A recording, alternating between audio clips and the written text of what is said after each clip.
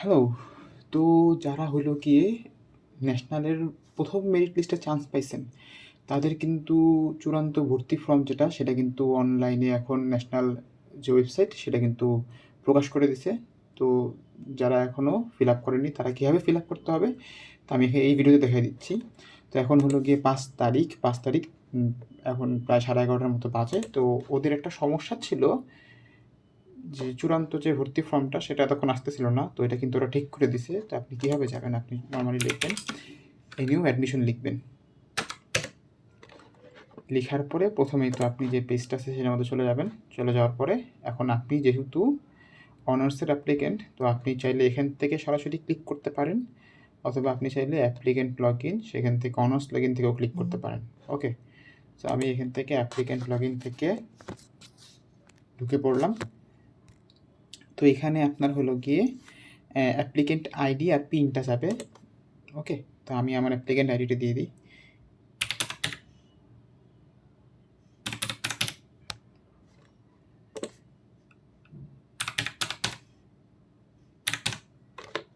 Okay, log in বাটনে click করলে আপনি আপনার ইনফরমেশনগুলো দেখতে পাবেন।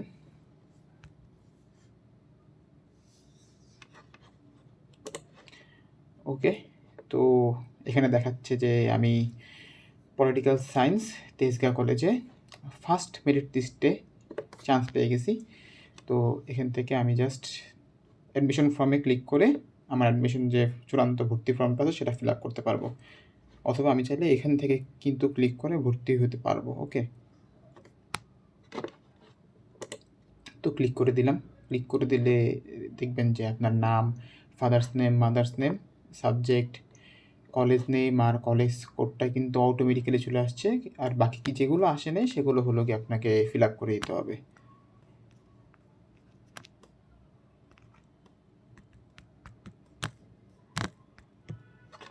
ওকে, তো আমি এখান থেকে প্রথমেই ন্যাশনালিটি বাংলাদেশি দিয়ে দিচ্ছি। তারপর আপনার ধর্ম, আপনি কোন ধর্মে সেটা দিয়ে দিবেন। তারপর আপনার ম্যারিটাল স্ট্যাটাস, যে আপনি বিবাহিত নাকি অবিবাহিত, সেটা দিয়ে দিবেন। ওকে, তারপর আপনি গার্ডিয়ানের নামটা দিয়ে দিবেন। এখানে হলো গিয়ে আপনার যদি কলেজে কোনো সমস্যা হয় বা কলেজে কোনো প্রয়োজনে, আপনার কিন্তু এই গার্জিয়ানকেই প্রথমত কল করা হবে। ওকে, সেই হিসেবে তার নাম দিয়ে দিবেন। তো এখানে যে ফাদার্স নেম আমি সেটাই দিয়ে দিচ্ছি। তারপর গার্জিয়ানের মোবাইল নাম্বারটা দিয়ে দিতে হবে।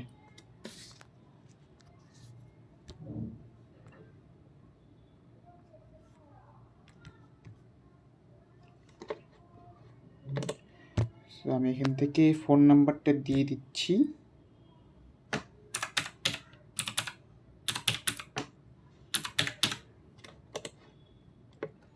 ওকে, ফোন নাম্বারটা হাইড করে দিলাম যেহেতু একটু সেন্সিটিভ, তাই। তারপর বাবা মা অথবা গার্জিয়ানের অ্যানুয়াল যে ইনকামটা, ওইটা দিতে হবে। তো আপনি মান্থলি হিসাব করে আপনার যে ইনকাম সেটা দিয়ে দিবেন। ওকে, সো আমি এটা দিয়ে দিলাম। তারপরে আপনি কি আপনার সাবজেক্টটা চেঞ্জ করতে চান? তো আপনি যদি আপনার যে সাবজেক্টটা ফার্স্ট চয়েস ছিল সেটা যদি না আসে, ঠিক আছে, আপনি কিন্তু তাহলে ইয়েস দিয়ে দিবেন। তো আমার যেটা ফার্স্ট চয়েস ছিল পলিটিক্যাল সায়েন্স, সেটাই আসছে, তাই আমি এখান থেকে নো দিয়ে দিব। তারপর আপনার পার্মানেন্ট অ্যাড্রেস এবং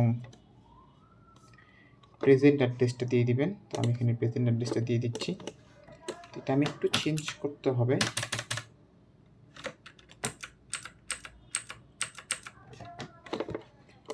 ওকে,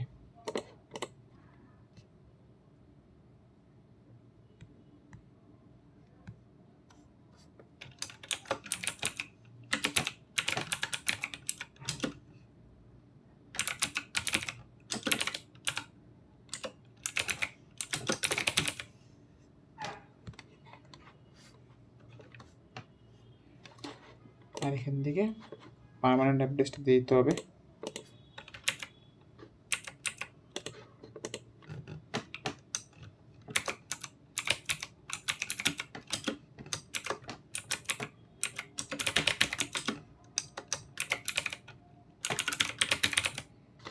ওকে, তো আমার হলো গিয়ে মোটামুটি যেগুলো দরকার, ঠিক আছে, ওইগুলা আমি ফিল আপ করে দিছি। তো আপনি সেমভাবে ফিল আপ করে দিবেন। ফিল আপ করার পরে হলো গিয়ে আপনি এখান থেকে সেভ ইনফরমেশনটায় ক্লিক করবেন। তো ভালো করে চেক করে নেবেন, একবার ইনফরমেশনটা সেভ হলে সেটা কিন্তু আপনি পরবর্তীতে আর চেঞ্জ করতে পারবেন না। তো দেখতে পারতেছেন যে আপনার ইনফরমেশন ইজ সাকসেসফুলি সেভড দেখাচ্ছে। তো আপনার কলেজ অথরিটি থেকে এখন আপনার এই ইনফরমেশনগুলো চেক করে ওরা হলো গিয়ে আপনারটা জমা নিয়ে নেবে। ওকে, তারপর আপনাকে এই পিডিএফটা দিয়ে দিছি, এটা ডাউনলোড করতে হবে। ডাউনলোড করে আপনার একটা ফি আছে, ভর্তি ফি, সেটা সহ কলেজে জমা দিতে হবে। ওকে, তো আমি এটা ডাউনলোড করে নিলাম। তারপরে আপনাকে এই ভর্তি ফর্ম সহ চূড়ান্ত ভর্তির ফর্ম তো আপনি করে ফেলছেন, তো এটা প্রিন্ট করে নেবেন। তার সাথে রেজিস্ট্রেশন ফি বাবদ 1130 টাকা, ঠিক আছে, এই টাকাটা আপনার মোবাইল ব্যাংকিংয়ের মাধ্যমে অথবা সরাসরি কলেজে জমা দিতে হবে 6 থেকে 18 তারিখের মধ্যে। ওকে, দেন আপনি কলেজে গিয়ে আর কি করতে হবে সেটা কলেজ কর্তৃক জানিয়ে দেবে আপনাকে।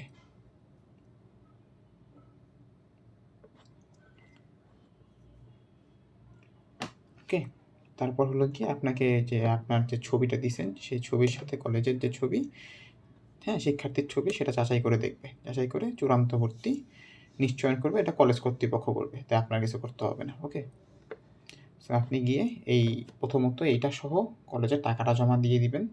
তারপর কলেজ থেকে নোটিশ দিবে যে আপনার আর কী কী জমা দিতে হবে বা কী কী করতে হবে। তো সেই পর্যন্ত ওয়েট করুন। তো আমি এটা কলেজে জমা দিই, জমা দেওয়ার পরে যা আমাকে বলবে আমি কমেন্টে অ্যাড করে দিব নে। ওকে, ধন্যবাদ তাহলে।